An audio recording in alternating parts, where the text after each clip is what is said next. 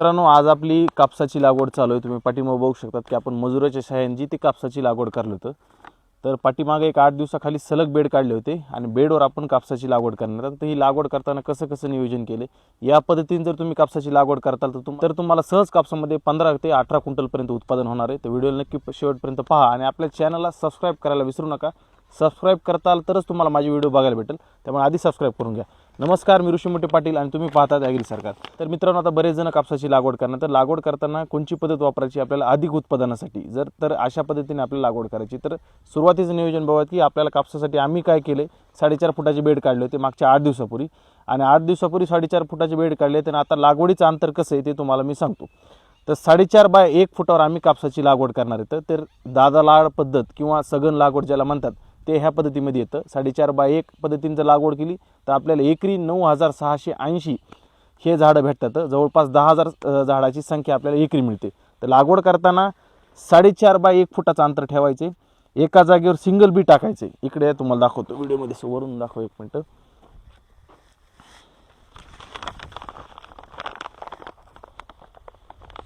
बघा, 4.5 बाय 1 फुटावर लागवड करायची आणि एका जागेवर सिंगल बी आपल्याला जे आहे ते टाकायचं असं आणि माती ॲड करायचं। आता काही जणांना प्रश्न पडला आमच्याकडे ओल आहे का नाही, तर आमच्याकडे ओल आहे, तुम्हाला दाखवतो मी।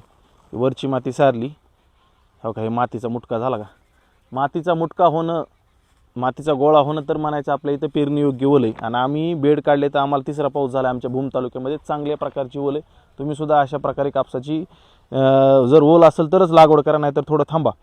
तर बघा, आता हे तुम्हाला लागवडीचं अंतर सांगितलं, एकरी किती झाडं बसतील। त्यानंतर आता महत्त्वाचा विषय तो वाण निवड कोणती करायची। तर आम्ही नुजू विडीचं विजेता हे वाण निवडले। मागच्या वर्षीचं सुद्धा तुम्हाला वाण दाखवतो मी, इकडं बघा। मागच्या वर्षी आपण US 4708 हे वाण लावलं होतं, पण ह्या वर्षी आपण आता हे लावणार नाही। मागच्या वर्षी मी US 4708, त्याच्यानंतर US 7067 राशी स्विफ्ट हे वाण लावले होते। तर ह्या वर्षी लवकर येणारं वाण नुजू विडीचं विजेता निवडलं, कारण काय की पाऊसकाळ कमी सांगितलेला आहे आणि मग अशा वेळेस उशीर येणारं वाण लावून जमत नाही। त्याच्यानंतर ज्यांना सघन लागवड करायची, दादा लागवड लाड ह्या पद्धतीमध्ये कापसाची लागवड जर करायची असेल तर तुम्ही राशी स्विफ्ट किंवा नुजविडीचं विजेता ह्या 2 वाणापैकी कुठलं एक वाण निवड करा आणि अशा प्रकारे नियोजन करा। जवळ अंतरावर ज्यांना 4 बाय 1 वर करायची, 4 बाय 1.5 वर करायची, अशासाठी। बाकीच्यांसाठी इतर वाणं तुम्ही निवड करू शकता। हे झालं तर तुम्हाला वाण निवड कसं करायचं ते सांगितलं। त्याच्यानंतर महत्त्वाची गोष्ट की आता कापूस लागवड केल्यानंतर तणनाशकाची फवारणी करायला विसरू नका। आता ह्या प्लॉटमध्ये तर आमच्या कुठं काही तण उगून आलेलं नाही आहे। जर उगून आलेलं तण असेल त्यामध्ये तुम्ही राऊंडअप किंवा पॅराकॉट मिक्स करा प्रति पंपाला 50 ml आणि पेंडिमिथिलिन 38% ह्याची फवारणी तुम्ही घेऊ शकतात। आता इथं बघा, तुम्हाला दाखवतो जरा, इथं बघा। आता हे ह्या कापसावर असं काँग्रेस वगैरे असं उगून आलेलं आहे। मी असं जर तण आलेलं असेल तर हे आता हे मोठं तण आहे, जरा 2 पानावरचं तण वेगळं असतं आणि हे जरा मोठं तण आहे। तर अशा वेळेस तुम्ही राऊंडअप वापरा 50 ml 100 ml प्रति पंपाला आणि त्याच्यामध्ये पेंडिमिथिलिन मिक्स करा। तर आपल्याला तणसुद्धा येणार नाही महिनाभरापर्यंत। दुसरं तणनाशक जमत नाही, आंतरपीक तुम्ही कापसामध्ये कुठलं घेतलं तरीसुद्धा चालणार आहे। त्याच्यानंतरची महत्त्वाची गोष्ट, कापूस लागवड करताना कधीही वर बियाणं असं टाकू नका। कापसाचं बियाणं ह्या वर्षी पाऊसकाळ कमी, जरा खोल गेलं तर बरंच आहे, काही अडचण नाही, चांगली माती ॲड करा।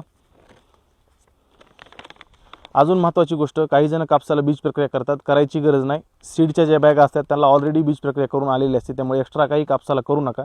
जसं बी निघतंय तसं लावड का, एका जागेवर एकच बी टाका, 4.5 बाय 1 ह्या पद्धतीने लागवड करा। आता खत व्यवस्थापन आपण काय केलं आहे का नाही, तर बघा, खत अजून काही टाकलं नाही, सलग बेड काढून घेतले। आता कापूस उगून आल्यानंतर आपण खत टाकणार आहेत। ह्या वर्षी जरा पाऊस कमी आहे, त्यामुळे सुरुवातीला टाकताना जरा आपण जरा धाकधूक व्हायला लागली, एकतर उशीर व्हायला लावायला, त्यानंतर जमिनीमध्ये ओल कमी, तर कापसाला खत सुरुवातीला नको असं आपण ठरवलं। आणि आता कापूस उगून आल्यानंतर 20 दिवसांनी 25 दिवसांनी ज्यावेळेस तणनाशकाची फवारणी होऊन जाईल त्यानंतर आपण कापसाला पहिला खताचा डोस देणार आहोत। असं नियोजन करा, जबरदस्त नियोजन आहे। आणि ह्यापैकी तुम्ही कुठलीही पद्धत जरी वापरली तरीसुद्धा तुम्हाला अशा पद्धतीने जर तुम्ही नियोजन केलं तर कापसामध्ये सहजरित्या तुम्हाला 15 ते 18 क्विंटलचं उत्पादन मिळून जाईल। आणि तुम्हाला जर कापसामध्ये अधिक उत्पादन काढायचं असेल, तुमचे जर काही प्रश्न असतील तर तुम्ही मला खालील दिलेल्या नंबरवर संपर्क करू शकता। आपली व्हिडिओ जर आवडली असेल तर लाईक शेअर करायला विसरू नका। आणि शेतकरी बंधूंनो, तुम्हाला एवढ्या मी महत्त्वाच्या माहिती नेहमीच देत असतो, त्यामुळे आपल्या चॅनलला सबस्क्राईब केल्याशिवाय जाऊ नका आणि व्हिडिओला जास्तीत जास्त लाईक आणि शेअरसुद्धा करा। भेटूया पुढच्या व्हिडिओमध्ये। धन्यवाद। जय महाराष्ट्र।